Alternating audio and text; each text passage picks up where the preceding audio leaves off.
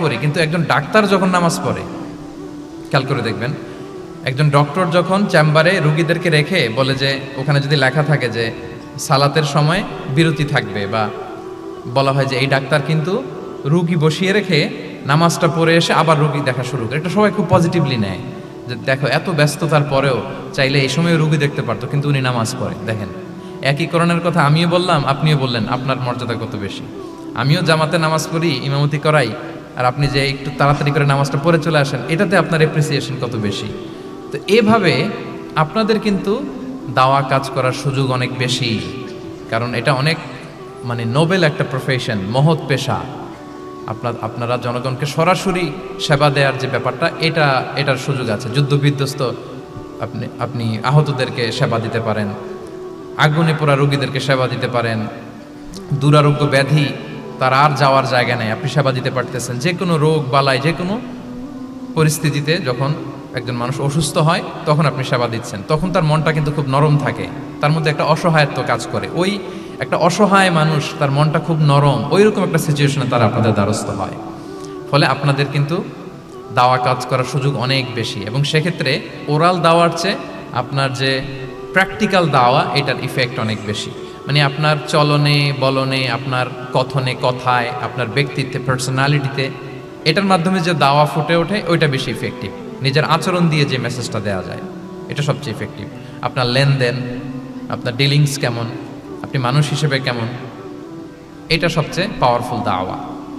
উমরে ফারুক রাদিয়াল্লাহু তাআলা আনহু, উনি ওনার ছাত্রদেরকে প্রায় বলতেন, উমরে ফারুক রাদিয়াল্লাহু তাআলা, উনি বলতেন যে কুনু দুআতান ইলাল্লাহি ওয়া আনতুম সামিতুন, যে তোমরা আল্লাহর রাস্তায় দাওয়াতি কাজে বের হয়ে যাও এমন অবস্থায় যে তোমরা চুপচাপ। তো ছাত্ররা বলতো, দাওয়াতি কাজও করতে বলতেছেন, আবার চুপচাপও থাকতে বলতেছেন, এটা আবার কিভাবে দাওয়াত দিব? তো উমর ফারুক রাদিয়াল্লাহু তাআলা আনহু বলতেন, বি আখলাকিকুম, তোমাদের আখলাক দিয়ে দাওয়াত দাও। আখলাক দিয়ে দাওয়াত দেওয়া যায় না? বলেন তো, আখলাক দিয়ে দাওয়াত দেওয়া যায় কি যায় না? যায়। এই আখলাক দিয়ে যে দাওয়াত, এটা অনেক পাওয়ারফুল। 10টা তাফসির মাহফিল করে আমি এটা করতে পারবো না। আপনি আপনার আখলাক দিয়ে, আপনার ব্যক্তিত্ব দিয়ে, আপনার লেনদেন, এগুলো দিয়ে আপনি যে দাওয়াটা দিতে পারবেন, অন্য অনেক কিছু দিয়ে সেটা হবে না। এজন্য ওমরে ফারুক বলতেন, কুনু দুআতান ইলাল্লাহি ওয়া আনতুম সামিতুন, আল্লাহর রাস্তায় দায়ী হয়ে বের হও, কিন্তু চুপচাপ। কিভাবে? বলে বি আখলাকিকুম, তোমাদের আখলাক দিয়ে। এটা বেশি পাওয়ারফুল। এবং রাসূল সাল্লাল্লাহু আলাইহি ওয়াসাল্লামের ব্যাপারে যখন জিজ্ঞেস করা হতো আম্মাজান আয়েশা রাদিয়াল্লাহু তাআলা আনহাকে, যে রাসূল সাল্লাল্লাহু আলাইহি ওয়াসাল্লামের আচরণ কেমন ছিল, তখন আম্মাজান আয়েশা বলতেন যে কানা খুলুকুহু আল কোরআন, কোরআনই ছিল রাসূল সাল্লাল্লাহু আলাইহি ওয়াসাল্লামের চরিত্র। পুরো কোরআনে 30 পারায় থিওরিটিক্যালি যা বলা আছে রাসূল সাল্লাল্লাহু আলাইহি ওয়াসাল্লামের জীবনীতে, তা আম্মাজান আয়েশা বলতেন কানা খুলুকুহু আল কোরআন, রাসূল সাল্লাল্লাহু আলাইহি ওয়াসাল্লামের চরিত্র ছিল কোরআন। ইনদামা রাসূলুল্লাহ সাল্লাল্লাহু আলাইহি ওয়াসাল্লাম ইয়ামশি আলাল আরদ কাআন্নাল কোরআনা ইয়ামশি আলাই, রাসূল সাল্লাল্লাহু আলাইহি ওয়াসাল্লাম যখন মদিনার রাস্তা দিয়ে হেঁটে যেতেন, as if a living Quran is walking on the street, মনে হতো একটা জীবন্ত কোরআন রাস্তা দিয়ে হেঁটে হেঁটে যাচ্ছে। তো তাহলে we should try to be a living দাঈ, জীবন্ত দাঈ, প্র্যাকটিক্যাল দাঈ।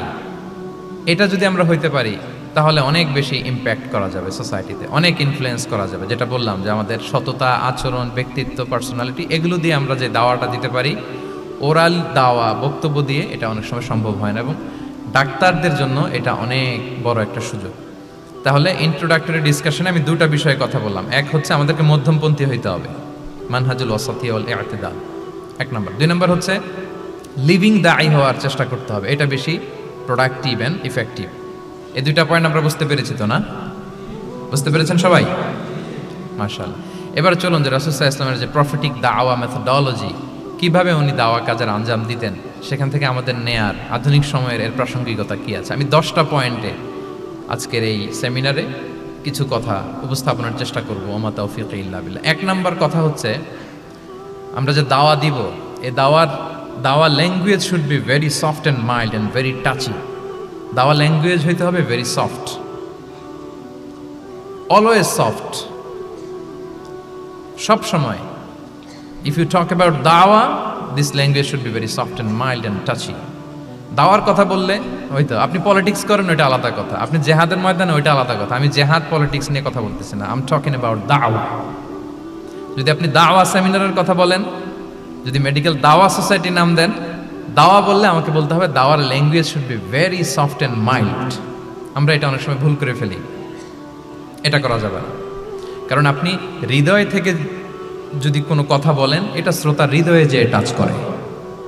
আল্লাহর হাবিব সাল্লাল্লাহু আলাইহি ওয়াসাল্লামের কথাগুলো নিয়ে এত আলোচনা, বিশ্লেষণ, কথাগুলো এত অ্যাপিলিং কেন, এত আবেদনময় কেন?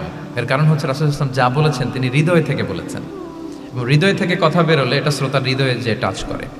একটা ছোট্ট আয়াত আমি তেলাওয়াত করি, সূরা তাহার। আল্লাহ তাআলা বলছেন, ফাকুলা লাহু কাওলান লাইয়িনা লাআল্লাহু ইয়াতাযাক্কারু আও ইয়াখশা। আল্লাহ তাআলা মূসা আলাইহিস সালাম এবং হারুন আলাইহিস সালাম ওনাদের দুইজনকে বলছেন যে তোমরা দুই ভাই মিলে যাও, ফেরাউনের কাছে যে দাওয়াত দাও এবং কোমল ভাষায় দাওয়াত দাও। কি ভাষায়? সবাই বলুন।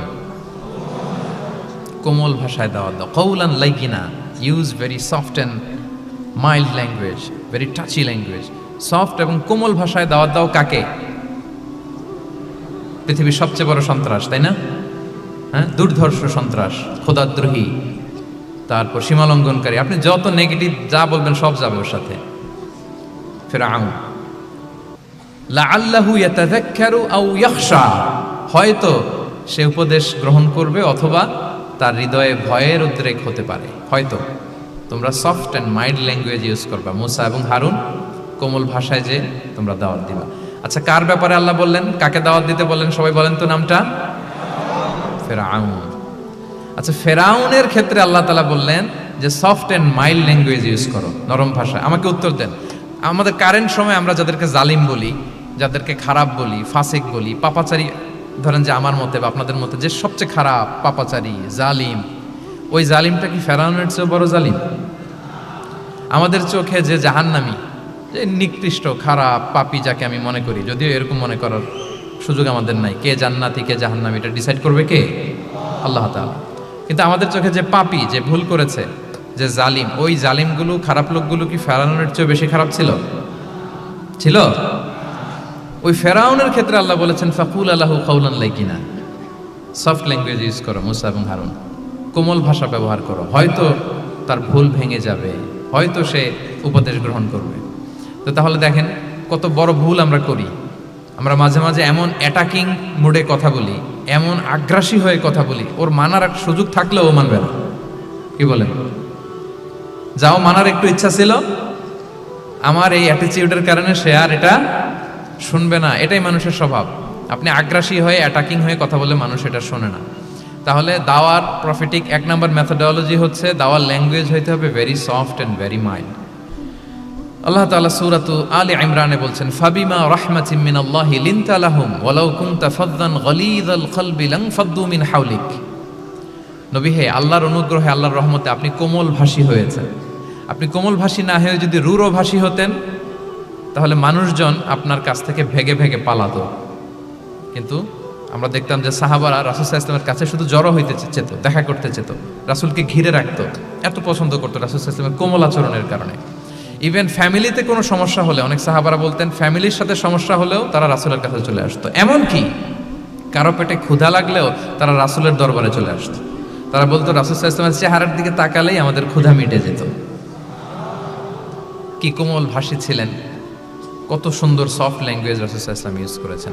হ্যাঁ, রাসূল সাল্লাল্লাহু আলাইহি ওয়াসাল্লাম কখনো যে কঠোর ভাষায় কথা বলতেন না তা না, মাঝে মাঝে বলতেন, কিন্তু বেশিরভাগ ওনার দাওয়া ছিল সফট অ্যান্ড মাইল্ড।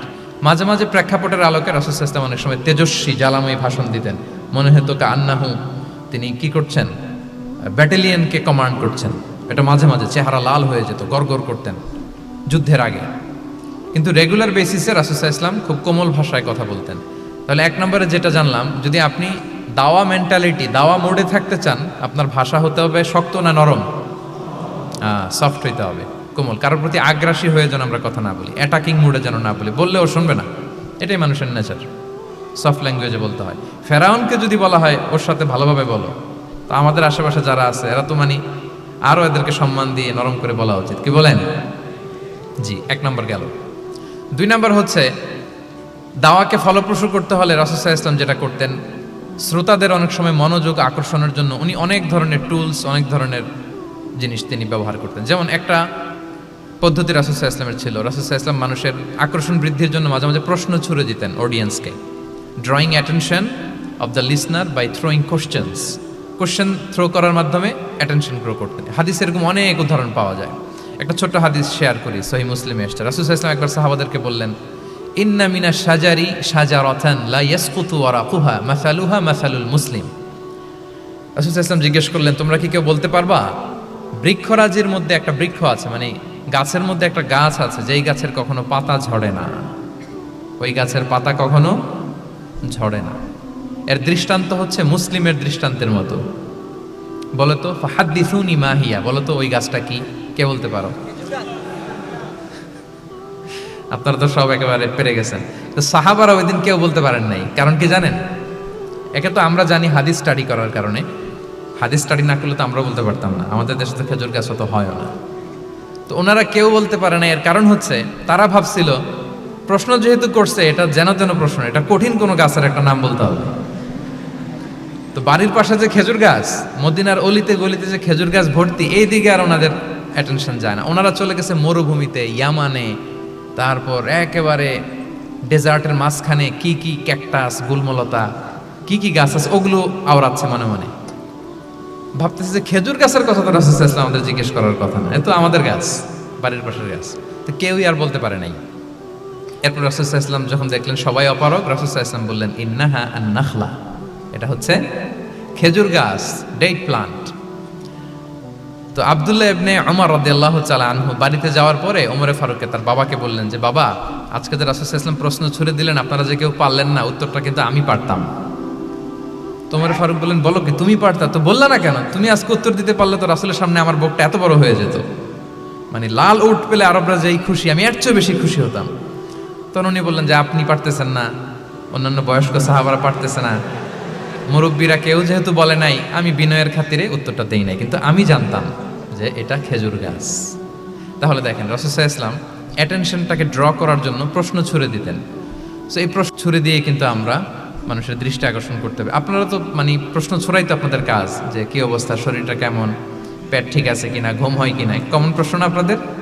আপনাদের কাছে গেলেই তো প্রথমে জিজ্ঞেস করে যে হজম হয় কিনা, তারপর ঘুম আসে কিনা, এই হয় কিনা, অনেক প্রশ্ন আপনারা করেন। তো এইভাবে আপনি যদি আস্তে আস্তে প্রশ্নের ছলে যদি তাকে আপনি দাওয়া দিতে চান, আপনি কিন্তু দিতে পারেন। এটা রাসূল সাল্লাল্লাহু আলাইহি ওয়াসাল্লামের একটা দাওয়া মেথডোলজি ছিল। দুইটা বলে ফেললাম, একটা হচ্ছে দাওয়ার ল্যাঙ্গুয়েজ হতে হবে অনেক শক্ত, নাকি হ্যাঁ, নরম, সফট অ্যান্ড মাইল্ড। দুই নাম্বার হচ্ছে প্রশ্ন ছুড়ে দিয়ে শ্রোতাকে আকর্ষণ করা, মনোযোগ আকর্ষণ করা। তিন নাম্বার ভিজুয়াল এক্সপ্লেনেশন, রাসূল সাল্লাল্লাহু আলাইহি ওয়াসাল্লাম এটা করতেন যাতে করে আরো সহজে বোঝানোর জন্য। এটা নিশ্চয়ই আপনারা করেন। রাসূল সাল্লাল্লাহু আলাইহি ওয়াসাল্লামের দাওয়া জিন্দেগিতে দেখা যায় প্রায় সময় কিছু উনি ভিজুয়াল এক্সপ্লেনেশন নিয়ে এসেছেন সাহাবাদের সামনে, যাতে করে সাহাবারা to get a better idea of the issue, আরো ইজিলি বুঝতে পারেন। যেমন একবার রাসূল সাল্লাল্লাহু আলাইহি ওয়াসাল্লাম অনাথ ইয়েতিমদেরকে যারা দেখভাল করে তাদেরকে মর্যাদা, এটা বোঝাতে যে রাসূল সাল্লাল্লাহু আলাইহি ওয়াসাল্লাম দুই আঙ্গুল উঁচু করে একবার বললেন যে, আনা ওয়া কাফিলুল ইয়াতীমি ফিল জান্নাতি কাহাতাইন। আমার আঙ্গুল দুটো দেখতে পাচ্ছেন আপনারা সবাই? দুইটা আঙ্গুল উঁচু করেন তো এভাবে। মানুষ তো মনে করবে ভিক্টরি সাইন দেখাই দিছে আমরা। এই যে, তো রাসূল সাল্লাল্লাহু আলাইহি ওয়াসাল্লাম বললেন, আনা ওয়া কাফিলুল ইয়াতীমি কাহাতাইন, হাত নামান, অর্থাৎ আমি এবং এতিমের রক্ষণাবেক্ষণকারী কিয়ামতের দিন এভাবে কাছাকাছি প্রতিবেশী হয়ে থাকবো। এই দুইটা আঙ্গুলের মাঝখানে যেমনি খুব একটা স্পেস নাই, গ্যাপ নাই, মানে একেবারে কাছাকাছি, নেইবরিং ফিঙ্গার, রাইট? আমি এবং এতিমের রক্ষণাবেক্ষণকারী এভাবে নেইবর হয়ে থাকবো। এই যে ভিজুয়াল এক্সপ্লেনেশন দেখছেন, এই যে দাওয়ার মধ্যে মাঝে মাঝে এরকম ভিজুয়াল এক্সপ্লেনেশন করতে হবে যাতে করে শ্রোতারা বুঝে। রাসূল ইসলাম এটা করেছেন। আচ্ছা, মুসনাদে আহমদে এক হাদিস এসেছে, রাসূল ইসলাম একবার খেজুরের একটা ডাল নিয়ে মরুভূমির মধ্যে একটা দাগ টানলেন।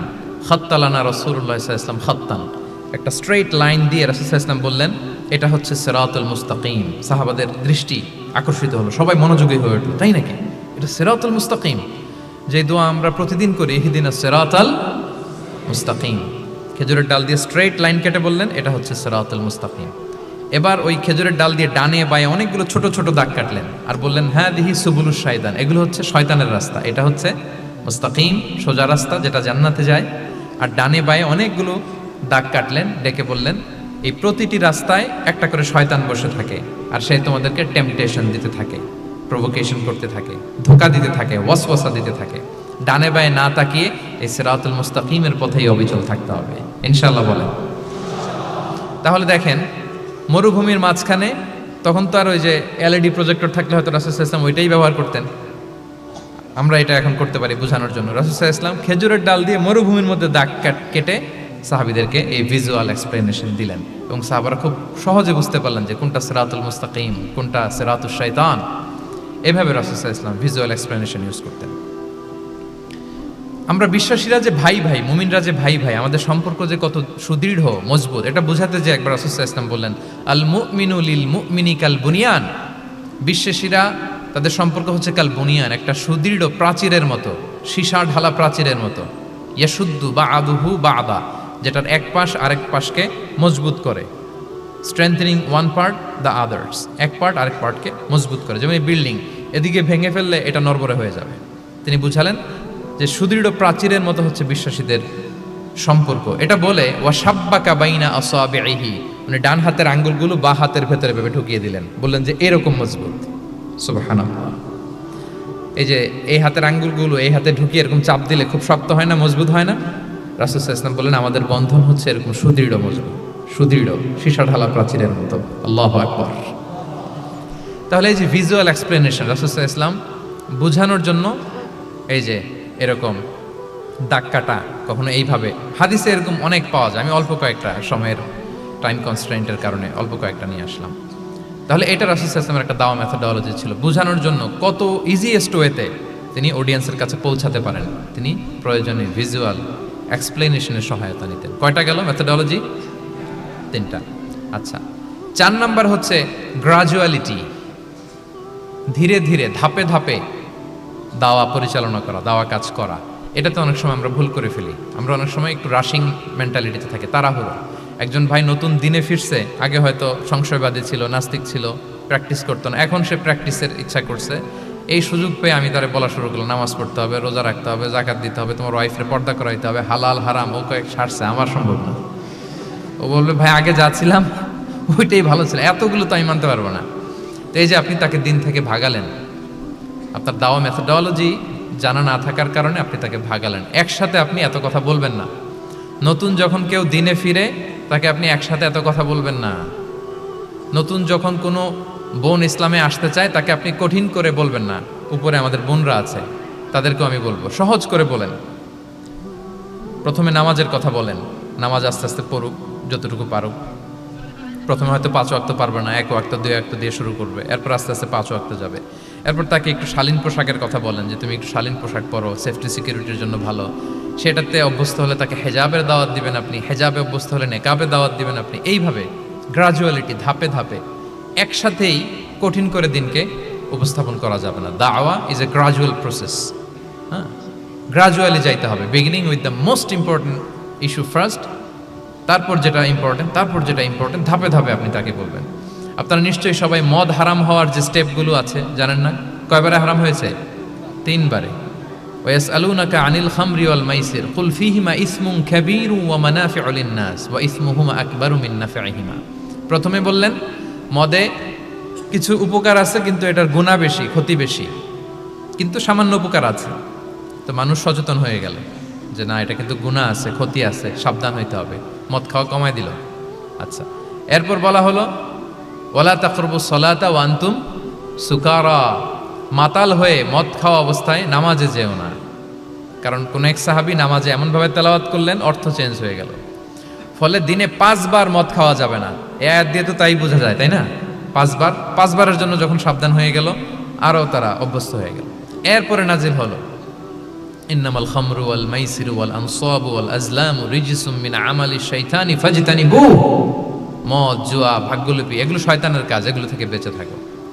সবাই মদিনার ঘরের ভেতরে মদের বোতল যেগুলো ছিল ভেঙে সব রাস্তায় মদ দিয়ে মদিনার অলিগলি সয়লাম। সুবহানাল্লাহ, কারো কষ্ট হয়নি, কারণ ধাপে ধাপে মদকে হারাম করা হয়েছে। কেউ যদি চেইন স্মোকার থাকে, আপনি যদি বলেন যে স্মোকিং হারাম, কালকে থেকে একটাও খেতে পারবে না, ও পারবে? ও তো মারা যাবে। ও সব বাদ দিতে পারবে, স্মোকিং বাদ দিতে পারবে না। তো কি করবেন? তাকে আপনি অল্প অল্প করে, যে একটু একটু করে ছাড়ো। এই যে রমজান আসতেছে, সারাদিন তো করতেই পারবে না, রাতে 2-3টা করে খাইও, বেশি খাইও না। না মানে ছাড়ানোর জন্য বলতেছে আর কি। যে 10টা খায় তারা যদি আপনি 2টা খাইতে বলেন, এটা তো আপনি দাওয়াই দিলেন নাকি, কমাইতে বললেন তো। সিগারেটের প্রতি তো আর উৎসাহিত করতেছি না আমরা। চেন স্মোকার ও 10টা ছাড়া হয় না প্রতিদিন। তো এই রমজানে আপনি তারা বললেন যে সারাদিন তো তুমি না খেয়ে থাকবা, রাতে 1টা 2টা বা 3টা গেল। প্রথম দশকে 3টা, এরপরের দশকে 2টা, তারপরের দশকে 1টা। যে 1টা খায় তারপরের দিন তো সে চাইলে ছেড়েও দিতে পারে, কি বলেন? এইভাবে গ্রাজুয়ালি তাকে ছাড়ানোর জন্য অভ্যস্ত করতে হবে। তাহলে এই গ্রাজুয়ালিটিটা দরকার। আমি হাদিস থেকে, সিরাত থেকে একটা উদাহরণ দেই, শুনুন। রাসূল সাল্লাল্লাহু আলাইহি ওয়াসাল্লাম মুআয ইবনে জাবাল রাদিয়াল্লাহু তাআলা আনহুকে ইয়ামানের গভর্নর করে পাঠালেন। তো তখন তাকে বললেন যে মুআয, ইন্নাকা তাআতি কওমান মিন আহলিল কিতাব, তোমাকে এমন একটা এলাকার গভর্নর করে পাঠাচ্ছি, তারা কিন্তু আহলি কিতাব, মানে people of the books, Jews and Christian community, তারা ইহুদি খ্রিস্টান। সো তাদেরকে যখন দাওয়াত দিবা ধাপে ধাপে দিবা। কিভাবে দিবা? তিনি বললেন, ফাদউহুম ইলা শাহাদাতি আন লা ইলাহা ইল্লাল্লাহ ওয়া আন্না মুহাম্মাদুর রাসূলুল্লাহ। প্রথমে দাওয়াত দিবা তাওহীদ আর রিসালাতের। আওয়াজ করে বলেন, প্রথমে কিসের? তাওহীদ এবং রিসালাতের। আচ্ছা, ফাইনহুম আতাউ লিযালিক, তারা যখন এটা মেনে নেয়। আরবিটা খেয়াল করেছেন অর্থটা? ফাইনহুম আতাউ লিযালিক, তাওহীদ রিসালাত যদি মেনে নেয় তাহলে তাদেরকে 5 ওয়াক্ত নামাজের দাওয়াত দিও। আচ্ছা, 5 ওয়াক্ত নামাজে যখন তারা অভ্যস্ত হয়ে যায়, ফাইনহুম আতাউ লিযালিক, যখন তারা এটাও মেনে নেয় তখন তাদেরকে যাকাতের আদেশ করো। সুবহানাল্লাহ, সুবহানাল্লাহ। দেখেন ধাপে ধাপে, একবারে সবগুলো বিধান একবারে তাদের সাথে শেয়ার করতে বলেননি। প্রথমে তাওহীদের, রিসালাতের, মেনে নিলে সালাতের, মেনে নিলে যাকাতের, ধাপে ধাপে। তাহলে একবারে কেউ নতুন যখন দিনে ফিরেছে একবারে সবকিছু তার ঘাড়ে চাপিয়ে দিবেন আপনি? কি করবেন? গ্রাজুয়ালি, ধাপে ধাপে আমরা এই দাওয়াটা তাদেরকে দেওয়ার চেষ্টা করব। এটা খুব ইফেক্টিভ হবে, ফলপ্রসূ হবে। কয়টা বললাম আমরা? 4টা। আপনাদের মনোযোগ আছে তো? বোরিং হচ্ছেন না তো? একটু বোরিং বোরিং লাগতেছে আপনাদের? হওয়ার কথা, যেহেতু সেই সকাল থেকে আমি শুনলাম 11টা থেকে প্রোগ্রাম। তো যারা দূর থেকে আসছেন নিশ্চয়ই ফজরের পরে রওনা দিয়ে, ঢাকার বাইরে থেকে আসছেন কারা কারা দেখি তো একটু। ইয়া সালাম, আপনারা নিশ্চয়ই ফজর পরে রওনা হয়েছেন গতকাল। মাশাআল্লাহ, মাশাআল্লাহ, আল্লাহ তাআলা কবুল করুক। আসুন আমরা তাকবীর পড়ি, তাহলে আরেকটু এনার্জেটিক হব আমরা। লিল্লাহি তাকবীর, লিল্লাহি তাকবীর, লিল্লাহি তাকবীর। একটু এনার্জেটিক লাগতেছে না এখন? মাশাআল্লাহ। না, ঠিক আছে, ঠিক আছে, এই তো ঠিক আছে। আচ্ছা, 4টা কভার করে ফেলেছি। 5 নাম্বার হচ্ছে দাওয়ার মধ্যে ইমোশনাল ইন্টেলিজেন্স ইউজ করতে হবে, তাহলে এটা মোর এফেক্টিভ হবে। মানে আপনি মানুষের আবেগ অনুভূতি নাড়িয়ে দিয়ে যদি দাওয়া দিতে পারেন, এটা তার শুদ্ধাচারের জন্য অনেক কাজে দেবে। ইমোশনাল ইন্টেলিজেন্স মানে তার আবেগ, ইমোশনকে আপনি ট্রিগার আপ করবেন, ওইটাতে আপনি টাচ করবেন, তাহলে দেখবেন যে সে একেবারে কাবু হয়ে গেছে। এটা রাসূল সাল্লাল্লাহু আলাইহি ওয়াসাল্লামের সিরাতে আমরা অনেক সময় দেখেছি যে ইমোশনাল ইন্টেলিজেন্সকে কাজে লাগিয়ে রাসূল সাল্লাল্লাহু আলাইহি ওয়াসাল্লাম তার আবেগ অনুভূতিতে এমনভাবে নাড়া দিয়েছেন, তাকে আল্লাহ তাআলা হেদায়েতের রাস্তায় নিয়ে এসেছে। সুবহানাল্লাহ।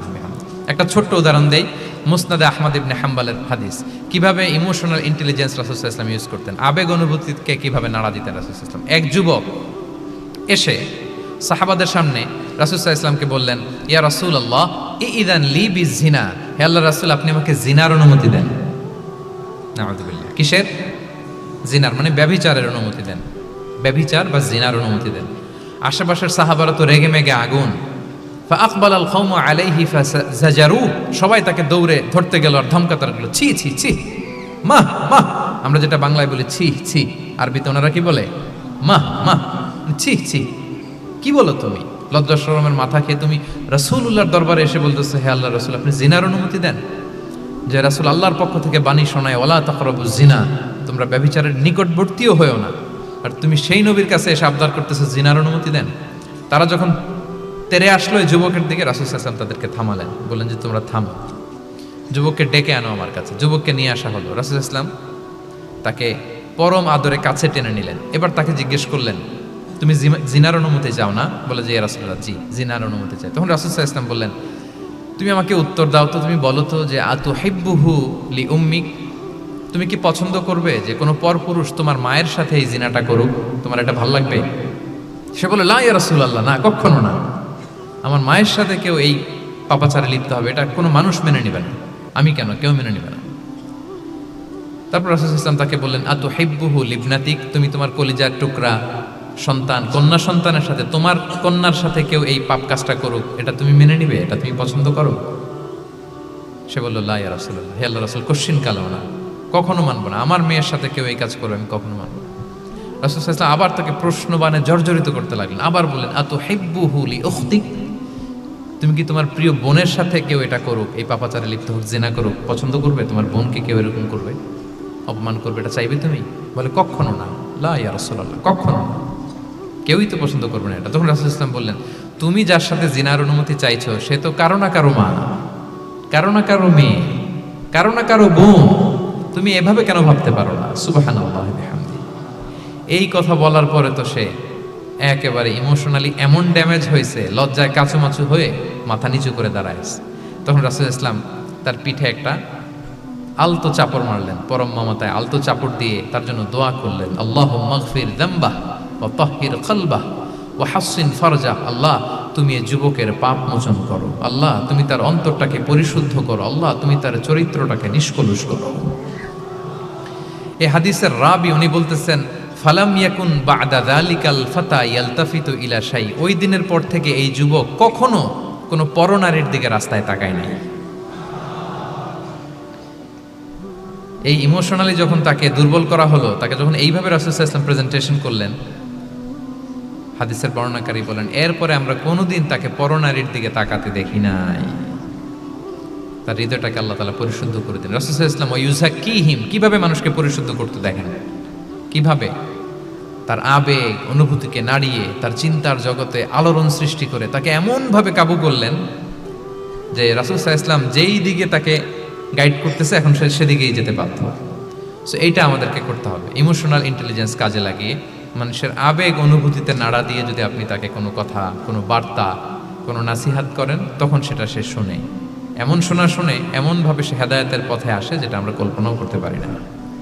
তাহলে এটা যেন আমরা করি, এটা খুবই প্রোডাক্টিভ, এটা খুবই ইফেক্টিভ, এটা খুবই ফ্রুটফুল, কাজে দেয় মানুষকে ইমোশনালি তাকে দেওয়া। এই পয়েন্টটা বুঝতে পেরেছেন তো সবাই, না?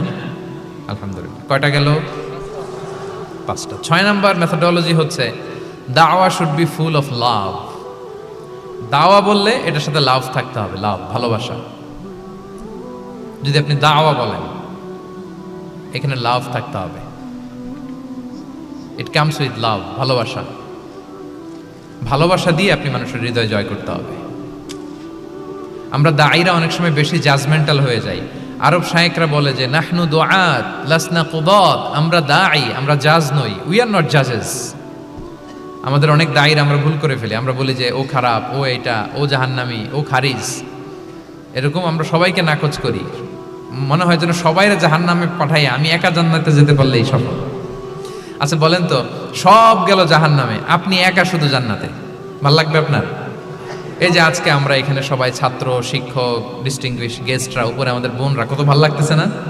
ধরেন যে 2500 সিটিং ক্যাপাসিটির এই চীন মৈত্রী সম্মেলন কেন্দ্রে কেউ নাই, শুধু আপনি একা। এই বিশাল হল রুমে কেউ নাই, আপনি একা, ভাল লাগবে? তখন মিস্টার বিনের মতো হা হু করা লাগবে, শুধু একা একা, ঠিক না? তো সবাইকে জাহান্নামে পাঠিয়ে শুধু আমি জান্নাতে গেলে এটা আমার ভাল লাগবে না ওই জান্নাতে। সো আমরা কিভাবে আমাদের জান্নাতের দলকে ভারী করতে পারি, এই চেষ্টাটা আমাদের বেশি বেশি করতে হবে, কি বলেন? তাহলে দাওয়া should be full of love, কারণ ভালোবাসা দিয়ে যা জয় করা যায়, কঠোরতা দিয়ে তা পারা যায় না। ভালোবাসা দিয়ে আপনি যেটা করতে পারবেন, কঠোরতা দিয়ে কখনো সেটা করতে পারবেন। আসুন আমরা হাদিস থেকে শুনি, সিরাত থেকে শুনি। আল্লাহর হাবিব সাল্লাল্লাহু আলাইহি ওয়াসাল্লাম মসজিদে নববীতে বসে আছেন সাহাবাদেরকে নিয়ে। হঠাৎ এক বেদুইনের আগমন। বেদুইন মানে যার মধ্যে নগর জীবনের কোনো নিয়ম কানুন সে দেখেনি, জানে না, বুঝে না। সিভিলাইজেশন বলতে যেটা বুঝি, ভদ্রতা, কার্টিসি, ম্যানার, এটা সে শিখেনি। এরকম এক বেদুইন অনেক দূর পল্লী থেকে মদিনার মসজিদে নববীতে এসেছে, কিন্তু সে ইসলাম ধর্ম গ্রহণ করেছে, মুসলিম। তো মসজিদে ঢুকে সে 2 রাকাত নামাজ পড়তেছে। এসে যে রাসূলকে সালাম দিবে, কথা, ওই কার্টিসিটাও নাই। রাসূল সাল্লাল্লাহু আলাইহি ওয়াসাল্লাম বসা ওইদিকে সাহাবাদের নিয়ে, সে তার মতো এসে এক জায়গায় মসজিদের সাথে তার উট বেঁধে সে 2 রাকাত নামাজ পড়ে দোয়া করতেছে আল্লাহর কাছে। কি দোয়া জানেন? দোয়ার মধ্যেও কাটিছি নাই। দোয়াতে বলে, ইয়া আল্লাহ, আল্লাহুম্মা আরহামনি ওয়ারহাম মুহাম্মাদা ওয়ালা তারহাম মা'ানা আহাদা, মানে আল্লাহ তুমি শুধু আমারে রহম করো আর মুহাম্মদ সাল্লাল্লাহু আলাইহি ওয়াসাল্লামের রহম করো, আমাদের সাথে আর কাউরে রহম করো না তুমি। বেদুইন, তার মধ্যে আদাবু দোয়া, দোয়ার যে একটা এটিকেটস আছে এটা তো তার জানা নাই। দোয়ায় অন্যদের জন্য দোয়া করলে যে নিজের লাভ এটা সে জানতো না। আমি যদি বলি যে আল্লাহ এই ভাইদেরকে তুমি কবুল করো, তখন ফেরেশতারা বলে আল্লাহ যিনি দোয়া করতেছে আগে তাকে তুমি কবুল করো। কেউ অসুস্থ, আমি যদি বলি আল্লাহ আমার এই ভাইকে তুমি সুস্থ করো, আল্লাহর ফেরেশতারা বলে আল্লাহ যিনি দোয়া করলেন আগে তার রোগ বালাই থাকলে আগে তাকে সুস্থ করো। এই যে দোয়ার এটিকেটস, আদাব দোয়া, এটা সে জানতো না। সে দোয়া করতেছে আল্লাহুম্মা আরহামনি ওয়ারহাম মুহাম্মাদা ওয়ালা তারহাম মা'ানা আহাদা, শুধু আমারে রহম করো, মুহাম্মদ সাল্লাল্লাহু আলাইহি ওয়াসাল্লাম রহম আর কাউরে না। তো রাসূল সাল্লাল্লাহু আলাইহি ওয়াসাল্লাম দূর থেকে দেখতেছেন এই দোয়া আর বলতেছেন যে হায় রে, একটা প্রশস্ত জিনিসকে সে সংকীর্ণ বানায় ফেললো। আল্লাহর কাছে কি রহমের কোনো কমতি বা ঘাটতি আছে? নাই। সে তো দোয়াতে সবাইকে ইনক্লুড করতে পারত। তো রাহমাতাল লিল আলামিন আল্লাহর হাবিব সাল্লাল্লাহু আলাইহি ওয়াসাল্লাম তিনি বুঝতে পেরেছেন যে এই লোকটা আসলে বেদুইন, তার মধ্যে ওই কার্টিসি নাই। তো তিনি ফলো করতে লাগলেন যে দেখি লোকটা কি করে। তো লোকটা দোয়া টোয়া করেই এবার যে মসজিদের এক কর্নারে বসে ওখানেই পেশাব করা শুরু করলো। মানে কোনো কার্টিসি, নিয়ম, ভদ্রতা তার জানা নাই। তো তাকে পেশাব করতে দেখে বাকি লোকেরা তো তাকে ধরতে গেল, মারতে গেল। রাসূল সাল্লাল্লাহু আলাইহি ওয়াসাল্লাম বললেন দাউ, রাখো রাখো, আরে থামো থামো, ওকে কাজ সারতে দাও, ওকে ওর কাজ সারতে দাও। কারণ আপনারা এটা ভালো জানেন যে ওয়াশরুম সারা অবস্থায় যদি কেউ বাইরে থেকে জোরে ডাক দেয় তাহলে অবস্থা খারাপ আছে, ঠিক কিনা বলেন? কেউ টয়লেট সারতেছে ওয়াশরুমে, তখন যদি আপনি জোরে নক করেন এটা তার ক্ষতি হয়, কারণ আগে তাকে ওইটা পাস করতে হবে স্মুথলি। এটাও একটা এটিকেটস যে কেউ ওয়াশরুমে গেল, আমাকেও যেতে হবে, তো আমি যে বারবার ডিস্টার্ব না করে ওখানে একটু পায়চারা করতে পারি, একটু হালকা মৃদু শব্দে কাশে দিতে পারি, বা আমি যে বাইরে আছি সামওয়ান ইজ ওয়েটিং আউটসাইড, এটা তাকে বোঝাতে পারি। কিন্তু অনেকে যে কি করে,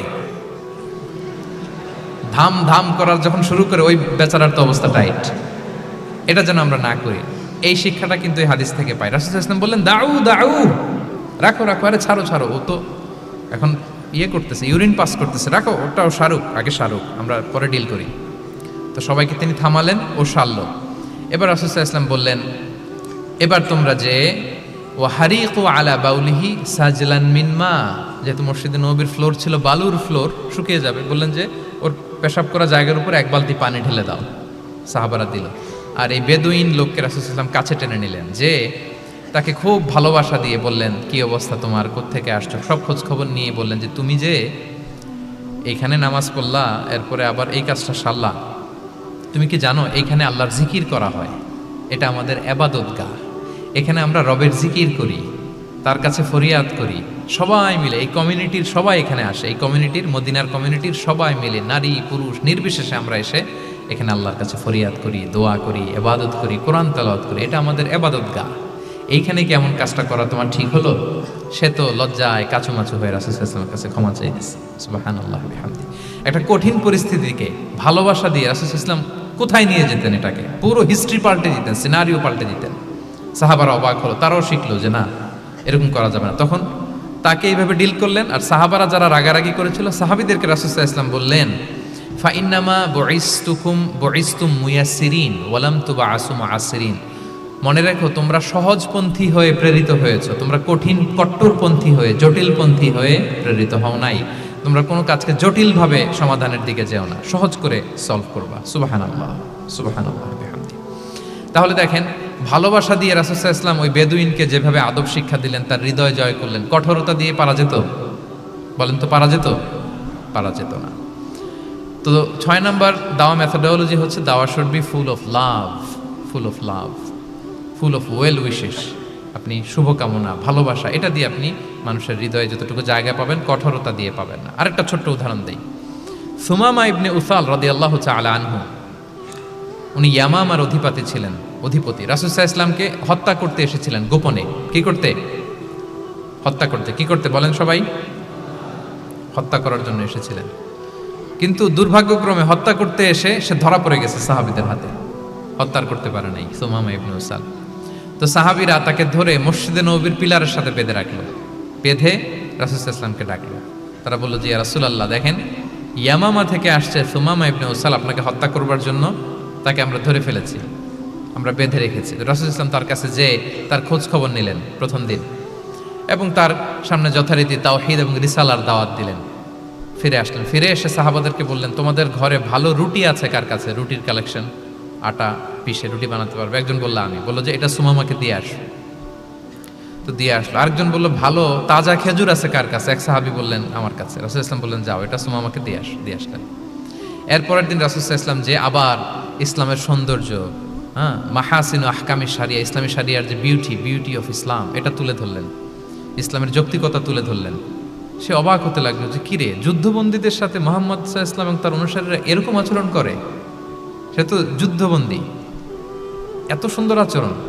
তাকে আবার ইসলামের সুশীতল বাণীগুলোর প্রতি আহ্বান করে রাসূল ইসলাম বাড়িতে এসে এবার নিজের যে উট আছে, উটকে যে পালে, সে রাখালকে বলল তুমি উটের দুধ দহন করে তাকে কিছু দুধ দিয়ে আসো। সুবহানাল্লাহ। আসছিল রাসূল সাল্লাল্লাহু আলাইহি ওয়াসাল্লামকে কি করতে? হত্যা করতে। তো তাকে উটের গরম দুধ দিয়ে আসা হলো, সে পেট ভরে খেলো। তৃতীয় দিন এবার রাসূল সাল্লাল্লাহু আলাইহি ওয়াসাল্লাম যে ইসলামের যে ভবিষ্যৎ, ইসলাম মানলে যে জান্নাতে থাকা যাবে, এগুলো সব বললেন এবং তাকে আরো অনেক মেহমানদারি করলেন, আপ্যায়ন করলেন। 3 দিন যখন রাসূল সাল্লাল্লাহু আলাইহি ওয়াসাল্লাম ইসলামকে তার সামনে এভাবে প্রেজেন্ট করলেন, আপ্যায়ন করলেন, ভালো আচরণ দেখালেন, সে অবাক হয়ে গেল। আল্লাহ তাআলা তার হৃদয়টাকে নূর দিয়ে আলোকিত করে দিলেন। 3 দিন পর রাসূল সাল্লাল্লাহু আলাইহি ওয়াসাল্লাম সাহাবীদেরকে ডেকে বললেন, যাও সুমামা ইবনে উসালের হাত পাগুলো যে রশি দিয়ে বেঁধে রেখেছো ছেড়ে দাও, রশিগুলো খুলে দাও। সাহাবারা বলেন কি ইয়া রাসূলুল্লাহ, সে তো খুনি, সে সুযোগ পেলেই তো অ্যাসাসিনেট করতো, তার হাতের রশি খুলে দিতে আপনাকে মেরে ফেলবে। আল্লাহ রাসূল সাল্লাল্লাহু আলাইহি ওয়াসাল্লাম বললেন, না, আমি যা জানি তোমরা সেটা জানো না, যেটা বলেছি তাই করো। মসজিদে নববীর পিলারের সাথে তাকে যে বেঁধে রেখেছো, রশি খুলে দাও, হাত পা খুলে দাও। আল্লাহর হাবিব সাল্লাল্লাহু আলাইহি ওয়াসাল্লামের নির্দেশ মোতাবেক সাহাবারা ওনার হাত খুলে দিলেন, পা খুলে দিলেন। সুমামা ইবনে উসাল কারোর সাথে কথা না বলে, তার বাড়ি তো ইয়ামামা, সেখানেও ফিরে গেলেন না, অন্য কোনো শহরেও গেলেন না। তিনি মদিনা থেকে অনতি দূরে একটা খেজুরের বাগান আছে, ওখানে কুয়া আছে, উনি যে ওই কুয়ার পানি দিয়ে গোসল করলেন। গোসল করে পবিত্র হয়ে মসজিদে নববীতে রাসূল সাল্লাল্লাহু আলাইহি ওয়াসাল্লামের কাছে ফিরে আসলেন আর এসেই ঘোষণা দিলেন, আশহাদু আল্লা ইলাহা ইল্লাল্লাহ ওয়া আশহাদু আন্না মুহাম্মাদার রাসূলুল্লাহ। সুবহানাল্লাহ, সুবহানাল্লাহ। তিনি বললেন যে আমি সাক্ষ্য দিচ্ছি আল্লাহ ছাড়া কোনো ইলাহ নেই, আরো সাক্ষ্য দিচ্ছি যে মুহাম্মদ আপনি আল্লাহর প্রেরিত বান্দা এবং রাসূল। সুবহানাল্লাহ পড়বেন না সবাই? এবার তিনি বললেন, মুহাম্মদ, আপনার চেহারার চাইতে অপছন্দের চেহারা পৃথিবীতে আর দ্বিতীয়টা আমার কাছে ছিল না, কিন্তু আজকের পর থেকে আপনার চেয়ে প্রিয় চেহারা, আপনার চেহারার চেয়ে প্রিয় কোনো চেহারা আমার কাছে আর নাই। ইসলামের চেয়ে অপছন্দনীয় ধর্ম আমার কাছে আর ছিল না, কিন্তু আজ থেকে ইসলামের চেয়ে পছন্দনীয় কোনো ধর্ম আমার কাছে নাই। মদিনার চেয়ে অপছন্দের শহর আমার কাছে ছিল না, তো আজ থেকে মদিনার চেয়ে কোনো প্রিয় শহর আমার কাছে নাই। সুবহানাল্লাহ। উনি গমের বড় ডিলার ছিলেন, গম ব্যবসা করতেন।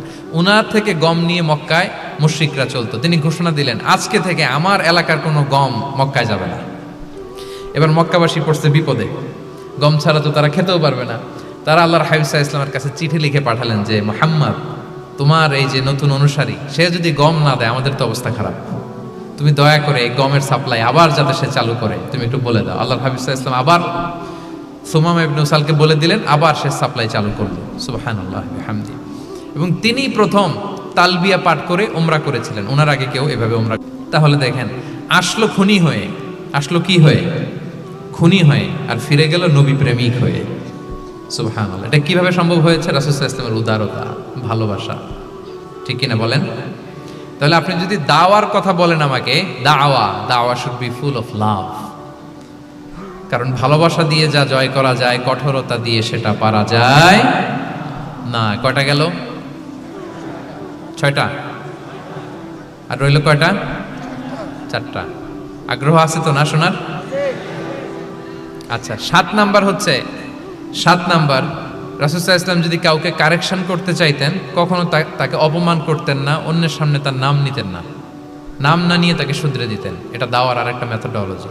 কেউ কোনো ভুল কাজ করলে তার নাম ধরে অন্যের সামনে লজ্জিত করতেন না। আমরা কিন্তু অনেক সময় করে ফেলি, করি না? অন্যের সামনে মানুষকে কারেক্ট করি, এটা ঠিক না। The way he use to correct others, আপনি যদি সিরাতের দিকে তাকান, সুবহানাল্লাহ, কিভাবে উনি অন্যকে কারেকশন দিতেন, নাম উল্লেখ করতেন না। আমরা এটা অনেক ভুল করি।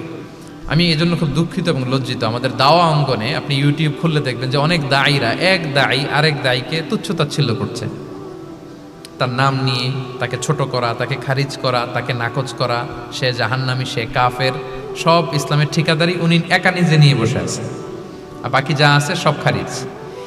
এইটা রাসূল সাল্লাল্লাহু আলাইহি ওয়াসাল্লামের দাওয়ার সাথে যায় না। বরং কেউ যদি কোনো ভুল কিছু বলে, ভুল করে, আপনি যদি মনে করেন যে না তার এটা ভুল, আমারটা সঠিক, তো আপনার নিয়ম হচ্ছে আপনি সঠিকটা প্রচার করা।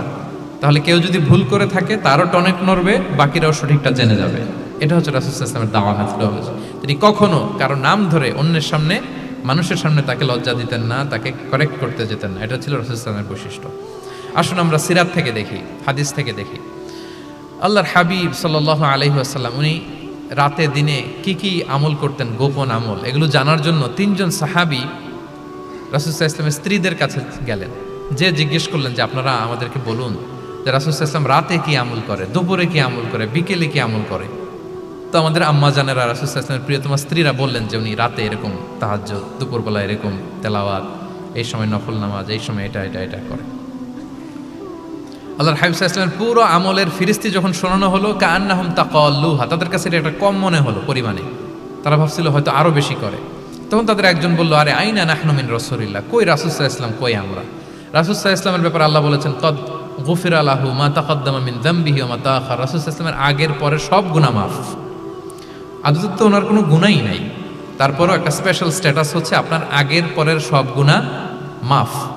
তো তারা বলল, যেই মহান ব্যক্তির, যেই নবীর আগের পরের সব গুনাহ মাফ বলে ঘোষণা দেওয়া হয়েছে, তার সাথে তো আমাদের তুলনা করলে হবে না, আমাদের তো বেশি আমল করতে হবে। রাসূল সাল্লাল্লাহু আলাইহি ওয়াসাল্লাম হয়তো এই জন্য এই স্ট্যান্ডার্ড মেনটেন করেন না, এরকম করলে তো আমরা মাফ পাবো না আল্লাহর কাছে। ভালো চিন্তা থেকেই তারা ভাবছেন যে না, আমাদের আমল আসলে কম হয়ে যাচ্ছে, বাড়াইতে হবে। রাসূল সাল্লাল্লাহু আলাইহি ওয়াসাল্লামের কথা ভিন্ন, আমাদের বাড়াইতে হবে। তো কি করতে হবে? একজন বলল, আজকে থেকে আমি সারা রাত নফল নামাজ পড়বো, সারা রাত ঘুমাবো না। আর নিয়ত করে ফেলছে, আমি সারা রাত নফল নামাজ, এশার পর থেকে যে নফল শুরু হবে ফজর পর্যন্ত, ঘুমটুম নাই। আচ্ছা, গেল। আরেকজন বলল, আমি সারা বছর রোজা রাখবো, কালকে থেকে যে রোজা ধরবো আর ভাঙবো না, সারা বছর। আচ্ছা। আরেকজন বলল, আমার কয়েকজন স্ত্রী আছে, আমি আর স্ত্রীদের কাছে যাব না, আমি এখন থেকে সন্ন্যাসী, বৈরাগী জীবন যাপন করব, আমি আর কোনো নারীর কাছে যাচ্ছি না। তো এই ঘোষণা যখন তারা দিয়ে ফেলছে, এটা রাসূল সাল্লাল্লাহু আলাইহি ওয়াসাল্লামের কান পর্যন্ত যেয়ে পৌঁছালো। আল্লাহর হাবিব সাল্লাল্লাহু আলাইহি ওয়াসাল্লাম এটা শুনে ফেললেন। শুনে রাসূল সাল্লাল্লাহু আলাইহি ওয়াসাল্লাম এটা অপছন্দ করলেন, কারণ এটা তো রাইট ট্র্যাক না, ওনারা ভুল করতেছে। তো একটা ভরা মজলিসে রাসূল সাল্লাল্লাহু আলাইহি ওয়াসাল্লাম বললেন, আনতুমুল্লাযীনা কুলতুম কাযা ওয়া কাযা, শুনলাম তোমাদের মধ্যে কে কে নাকি এমন এমন বলছো। সুবহানাল্লাহ। তিনি বলতে পারে, এই আব্দুল্লাহ দাঁড়াও, এই আব্দুর রহমান স্ট্যান্ড আপ, এই দাঁড়াও, তুমি নাকি এটা বলছো, তুমি এটা বললে তো ওনারা লজ্জা পেতেন না, সবার সামনে লজ্জা পেতেন। উনি এটা না করে কাজ হাসিল হয়ে যাচ্ছে, বললেন আনতুমুল্লাযীনা কুলতুম কাযা ওয়া কাযা। অনেক বর্ণনা এরকম পাওয়া যায়, মা বালু আকওয়ামিন ইয়াফআলুনা কাযা ওয়া কাযা, মা বালু আকওয়ামিন ইয়াকুলুনা কাযা ওয়া কাযা। তাদের কি হলো, তারা এমন এমন বলে, তাদের হলোটা কি, তারা এমন এমন বলে। এইভাবে তিনি শুধরে দিতেন। তো বললেন, তোমাদের মধ্যে কেউ কেউ নাকি এটা বলে, এটা বলে। ওই তিনজনের তো টনক নড়ে গেছে, আর বাকিরা শুনতেছে। তখন রাসূল সাল্লাল্লাহু আলাইহি ওয়াসাল্লাম বললেন, না, এটা ঠিক নয়। আমি তোমাদের মধ্য থেকে সবচেয়ে বেশি মুত্তাকি, সবচেয়ে বেশি বুজুর্গ। ওয়াল্লাহি ইন্নী লা আখশাকুম লিল্লাহি ওয়া আতকাকুম লাহু, আমি তোমাদের মধ্যে থেকে আল্লাহকে সবচেয়ে বেশি ভয় পাই। বলেন তো, রাসূল সাল্লাল্লাহু আলাইহি ওয়াসাল্লামের চেয়ে বেশি আল্লাহকে ভয় পাওয়া কারো পক্ষে সম্ভব? আল্লাহর হাবিব সাল্লাল্লাহু আলাইহি ওয়াসাল্লামের চেয়ে বেশি মুত্তাকি হওয়া কারো পক্ষে সম্ভব? আমার নবীর চাইতে শ্রেষ্ঠ হওয়া সম্ভব? তার যে স্ট্যান্ডার্ড ইবাদতের, এটারে ছাড়াই যাওয়া সম্ভব? সম্ভব না। তো তিনি বললেন যে আমি রাত্রিবেলা ঘুমাই, আসার পরে আবার শেষ রাতে তাহাজ্জুদও করি, ঘুমও আছে, নামাজও আছে, ব্যালেন্স। আমি সোম বৃহস্পতিতে রোজা রাখি, সপ্তাহের বাকি দিনগুলোতে খাই। আবার আমার অনেক 9 জন স্ত্রী তো অ্যাট এ টাইমে ছিল, আমি স্ত্রীদের সাথে মেলামেশাও করি। তো আমি এগুলো সব ঠিক রেখে আল্লাহর সবচেয়ে প্রিয় মুত্তাকি হইতে সমস্যা হলো না। তোমাদের এত সমস্যা কোথায়? তোমাদের সমস্যা কোথায়? আমার চেয়ে শ্রেষ্ঠ যদি কেউ কিছু করতে চাও, এটা হবে না, আমি হচ্ছি স্ট্যান্ডার্ড। সুবহানাল্লাহ। দেখেন, এইভাবে যখন বললেন, ঠিক করে দিলেন যে তোমরা কে কে জানি এরকম নিয়ত করছো, এটা ভুল করেছো, বরং শুদ্ধ হবে এটা। ওই তিনজনের টনক নড়ে গেছে, তারা শুধরে নিয়েছেন, আর বাকিরা সঠিক মেসেজটা, সঠিক নির্দেশনাটা জেনে গেল। তাহলে ওনাদেরকে কারেকশন করা হয়ে গেছে না অলরেডি? বলেন তো, ওনারা যে ভুল করছে কারেকশন হয়েছে কিনা? কিন্তু তাদেরকে অপমান করা হয়েছে। এই ভুলটা আমরা অনেক সময় করি। অন্যের সামনে কখন নিজের ছেলেকে, নিজের স্ত্রীকে, বন্ধুকে বা যাকে, হঠাৎ হাসির রোল পড়লো কেন? এখানে কিছু কমন পড়ে গেছে নাকি কথা নিজের জীবনের সাথে? অন্যের সামনে এইভাবে আমরা যেন কারেক্ট না করি। কাউকে সংশোধন করতে চাইলে আল্লাহর হাবিব সাল্লাল্লাহু আলাইহি সাল্লামের দেখানো পথেই যেন আমরা সংশোধন করি। এটা হচ্ছে এই হাদিসের 1 নম্বর শিক্ষা। আরেকটা শিক্ষা হচ্ছে ব্যালেন্স লাইফস্টাইল, ব্যালেন্স অ্যাপ্রোচ আমরা জানলাম। অনেকে মনে করে, আমার পরিচিত কয়েকজন লোক আছে, আমি বলছি তারা থামাইছে কিনা জানি না, আমার কাছে এসে শোনাইতেছে, হুজুর আমি সারা বছর রোজা রাখি। তো আমি বলছি আপনারা বলছে কি সারা বছর রোজা রাখতে? সারা বছর তো রোজা রাখা নিষেধ, এটাকে সমে বিসাল বলে, এটা নিষেধ। বরং সবচেয়ে বেশি যদি কেউ রাখতে চায়, রাসূল সাল্লাল্লাহু আলাইহি ওয়াসাল্লাম বলছে, তাহলে সমুল্লাহি দাউদ, সিয়ামু দাউদ, দাউদ আলাইহিস সালামের রোজা, এর চেয়ে বেশি না। একদিন রাখবা, আরেকদিন ভাঙবা, একদিন রাখবা, আজকে রোজা রাখলে কালকে খাবেন, কালকে রাখবেন, এরপরের দিন রাখবেন, এরপরের দিন ভাঙবেন, এর চেয়ে বেশি রাখা যায় না। লাগাতার রোজা রাখা নিষেধ, লাগাতার 6 মাস 5 মাস সারা বছর অনেকে রোজা রাখে, এটা না জানার কারণে। তাহলে এই যে ইসলামের যে ব্যালেন্স লাইফস্টাইল, এটা আমরা জানলাম। কাউকে কিভাবে শুধরে দিতে হবে, কারেক্ট করতে হবে, কারেকশনের ওয়ে, এটা আমরা জানলাম। আরেকটা হচ্ছে ইসলাম যে the combination of material and spiritual life, এইটার একটা তথ্য আমরা জানলাম যে আপনার এই দুনিয়াও লাগবে, আপনার আখিরাতও লাগবে। আপনি সব ছেড়ে দিয়ে শুধু আল্লাহর রাস্তায় চলে গেলে ওইটা ইসলাম শিখায় নাই। ইসলাম যে আমাদেরকে ফরিয়াদ শিখায়, প্রার্থনা শিখায়, রব্বানা আতিনা ফিদ দুনিয়া হাসানা ও ফিল আখিরাতি হাসানা ও কিনা আযাবান নার। হে আল্লাহ, আপনি দুনিয়াতেও হাসানা দেন, আখিরাতেও হাসানা দেন। আগে চাইছি কোনটা, আখিরাত না দুনিয়া? সবাই বলেন তো, রব্বানা আতিনা ফিল আখিরাতি হাসানা ও ফিদ দুনিয়া হাসানা, এরকম নাকি রব্বানা ফিদ দুনিয়া হাসানা? দেখেন, দুনিয়াটা আগে, দুনিয়াটা আগে। সো ব্যালেন্স, এই ভারসাম্য রাখাটা আমি আলোচনা শুরুই তো করেছি, ওয়াসাতিয়া মানে ভারসাম্যপূর্ণ। ইসলামের নেচারটা হচ্ছে ব্যালেন্সড অ্যাপ্রোচ। এটা আমরা এই হাদিস থেকে শিখতে পারি। আমাদের অনেকেরই এটাতে ঘাটতি আছে, অনেক জ্ঞানী, অনেক স্কলার, অনেক তার কিছু, কিন্তু তার মধ্যে ভারসাম্য এবং পরিমিতি বোধ নাই।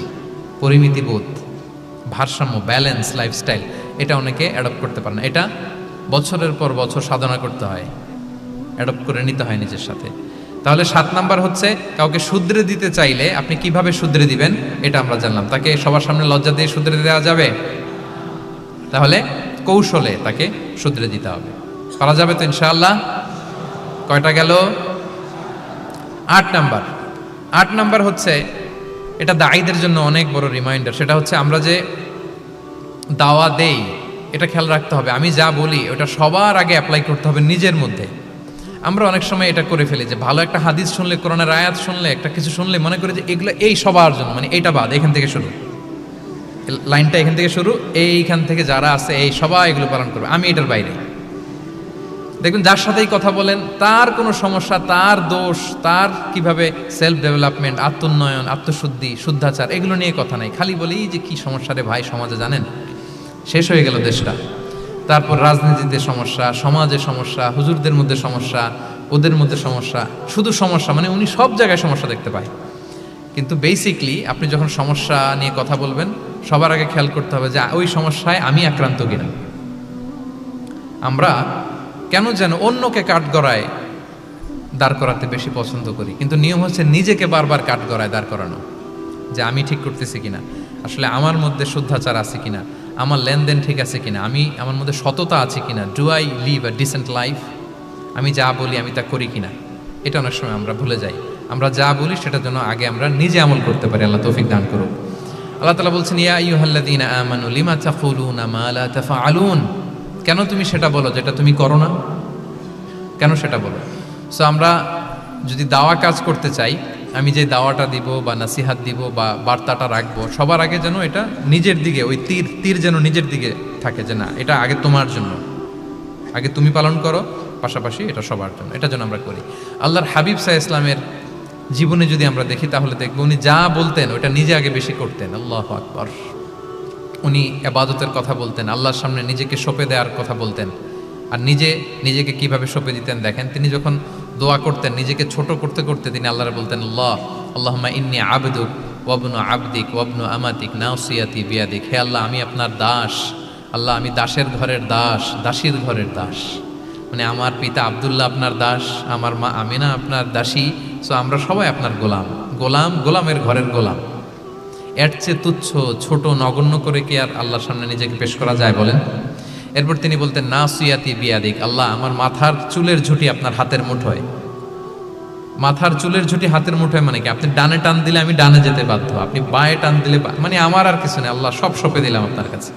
কিভাবে নিজেকে তিনি সঁপে দিতেন। তাহাজ্জুদের সালাতে যখন রাতে দাঁড়াতেন, আম্মা জান আয়েশা রাদিয়াল্লাহু তাআলা আনহা বলেন, দাঁড়িয়ে থাকতে থাকতে পা দুইটা ফুলে যেত এরকম, হাত্তা তাতাফাত্তারা কদামা। খুব কষ্ট হতো আল্লাহ রাসূল সাল্লাল্লাহু আলাইহি ওয়াসাল্লামের। তো আম্মা জান আয়েশা বলতেন, ইয়া রাসূলুল্লাহ কদ গুফিরা লাকা মা তাকদ্দামা মিন যামবিকা ওয়া মা তাআখার। আল্লাহ তো বলেছেন আপনার সব গুনাহ মাফ, গুনাই তো নাই, তাও ঘোষণা সব গুনাহ মাফ, এত কষ্ট নিজের দেহের উপর নিজে কেন দেন? আল্লাহর হাবিব সাল্লাল্লাহু আলাইহি ওয়াসাল্লাম বলতেন, আফালা উহিব্বু আন আকুনা আবদান শাকুরা। হ্যাঁ আয়েশা, এটা ঠিক, আল্লাহ আমাকে মর্যাদা দিয়েছেন, কিন্তু আমি কি শুকরগুজার বান্দা হতে চাইবো না? আল্লাহর নেয়ামতে যে আমি ভেসে বেড়াই, আল্লাহর নেয়ামতে যে আমি বেঁচে আছি, আল্লাহর অনুগ্রহের কারণে যে আমার এত সম্মান, সে আল্লাহর প্রতি আমি কি নিজেকে পেশ করব না? আফালা উহিব্বু আন আকুনা আবদান শাকুরা, আমি কি শুকরগুজার হব না? আমার রোলটা তো আমাকে প্লে করতে হবে, আমাকে তো উজাড় করে আমার রবের সামনে আমাকে উপস্থাপন করতে হবে। দেখেন, শুধু বলতেন না, করে দেখাতেন। রাতের সালাতে যখন কিয়ামুল লাইল করতেন, কাঁদতে কাঁদতে দাড়ি ভিজে যেত, কাঁদতে কাঁদতে হাত্তা বাল্লাল আরদা হাত্তা বাল্লা লিহিয়াতাহু হাত্তা বাল্লা হাজরাহু, কাঁদতে কাঁদতে জুব্বা ভিজে যেত। সিজদায় পরে যখন থাকতেন, কাঁদতে কাঁদতে জমিন ভিজিয়ে ফেলতেন আল্লাহর হাবিব সাল্লাল্লাহু আলাইহি ওয়াসাল্লাম। এভাবে নিজেকে আল্লাহ তাআলার সামনে পেশ করতেন। সো আমরা যারা দাওয়া অঙ্গনে কাজ করি, এটা খুব পিচ্ছিল পথ, এটা খুবই পিচ্ছিল। আমাদের খেয়াল রাখতে হবে যে আমি যা বলি এটা আমি করি কিনা। এটা দায়ীদের জন্য চ্যালেঞ্জিং। সে নিজে একটা ডিসেন্ট লাইফ লিড করা, তার নিজের মধ্যে সততা থাকা, নৈতিকতা থাকা, মোরালিটি, এথিক্স, ভ্যালিউজ নিয়ে যে আমরা বলি, ওই ভ্যালিউজের প্র্যাকটিস যেন আমাদের মধ্যে থাকে। আল্লাহ তাআলা আমাদেরকে তৌফিক দান করুক, আমরা পড়ি আমিন। 9 নম্বরে হচ্ছে কনসিডারেট হওয়া। রাসূল সাল্লাল্লাহু আলাইহি ওয়াসাল্লাম খুবই কনসিডারেট ছিলেন, এটা খুব গুরুত্বপূর্ণ, খেয়াল করে শুনুন। কনসিডারেট মানে খুব উচ্চ বিবেকবোধ সম্পন্ন ব্যক্তিত্ব, খুব বিবেকবোধ সম্পন্ন। আমাদের অনেকের মধ্যে এটা, আমাদের অনেকের সেন্স কাজ করে না। আল্লাহর হাবিব সাল্লাল্লাহু আলাইহি ওয়াসাল্লাম he was a man of 6 senses. 6টা সেন্স ওনার কাজ করতো। সুবহানাল্লাহ, সুবহানাল্লাহ। কথা বলতেছেন, ওদিকে কি হচ্ছে, ওদিকে সব একসাথে একটা গ্ল্যান্সে তিনি মেনটেন করতেন। সুবহানাল্লাহ বিহামদি। তো এই উচ্চ বিবেকবোধ সম্পন্ন হইতে হবে দায়ীদের। রাসূল সাল্লাল্লাহু আলাইহি ওয়াসাল্লাম একবার নামাজ পড়াচ্ছেন, পিছনে বাচ্চার কান্নার আওয়াজ, নামাজ ছোট করে দিয়েছেন, একেবারে ছোট, শর্ট শর্ট করে সিজদা, রুকু, মানে যতটুকু না হলেই না, অতটুকু করে নামাজ শেষ। জিজ্ঞেস করা হলো কেন? বললেন যে আমি দেখলাম একটা ছোট বাচ্চা কাঁদছে, এই বাচ্চার মায়ের বোধহয় খুব কষ্ট হয়ে যাচ্ছে পেছনে, বাচ্চাটাকে সামলাতে মহিলাদের প্রেয়ার হলে মাটার বোধহয় খুব কষ্ট হচ্ছে, এজন্য আমি নামাজটা একটু শর্ট করে দিয়েছি।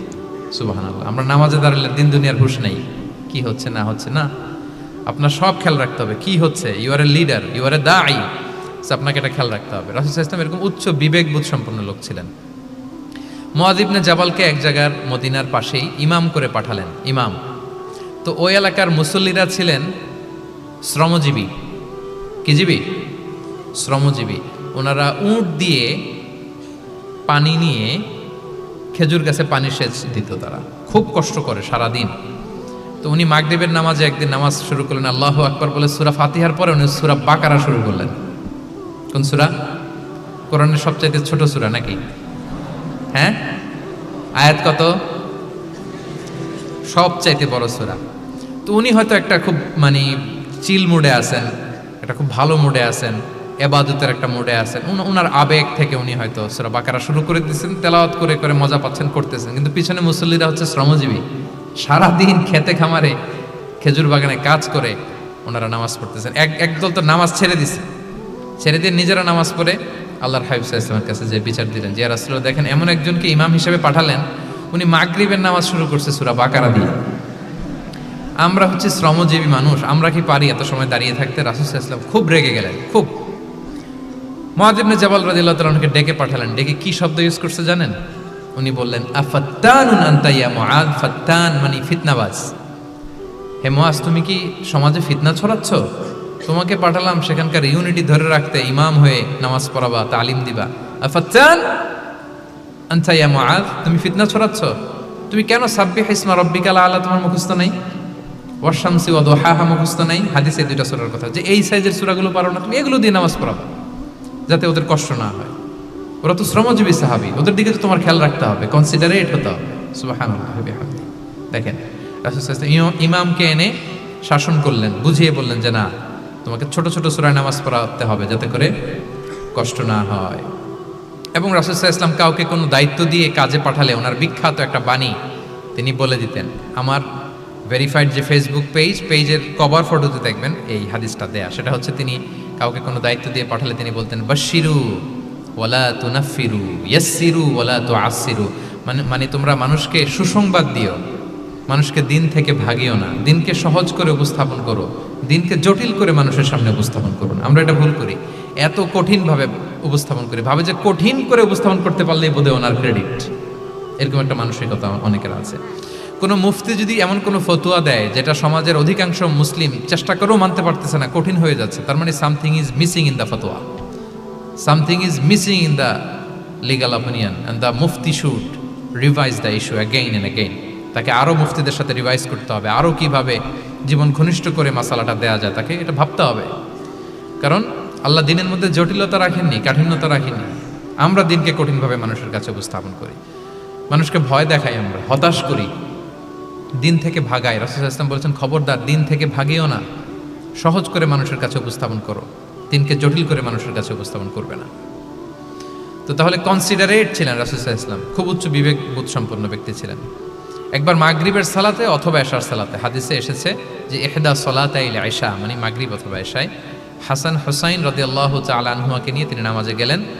নামাজের এক পর্যায়ে সেজদারত অবস্থায় ওনার নাতি হাসান রাদিয়াল্লাহু তাআলা আনহু ওনার কাঁধের উপরে চেপে বসলেন, দীর্ঘ সেজদা দিলেন।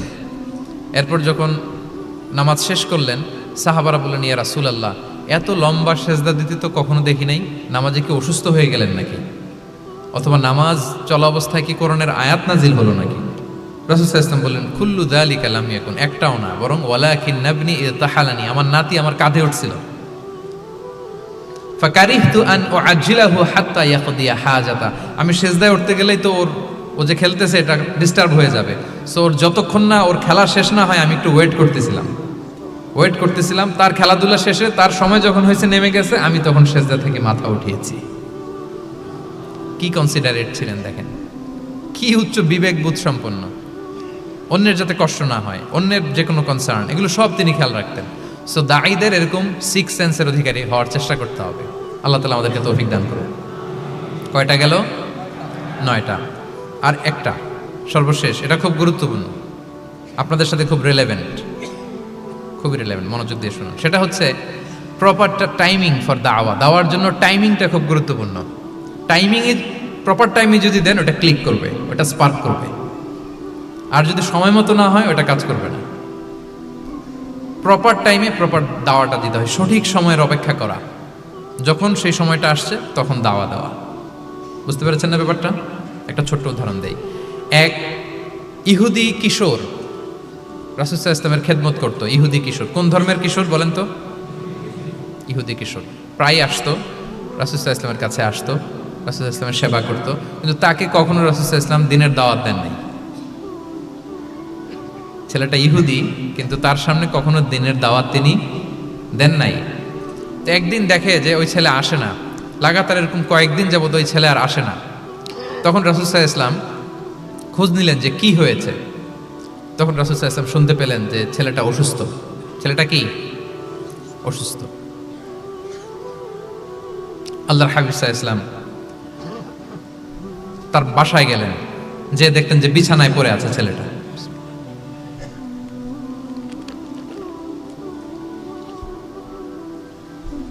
আল্লাহর হাবিব সাল্লাল্লাহু আলাইহি ওয়াসাল্লাম গেলেন, যে দেখলেন যে ইহুদি ছেলেটা বিছানায় পড়ে কাতরাচ্ছে, পাশে ছেলেটার বাবা।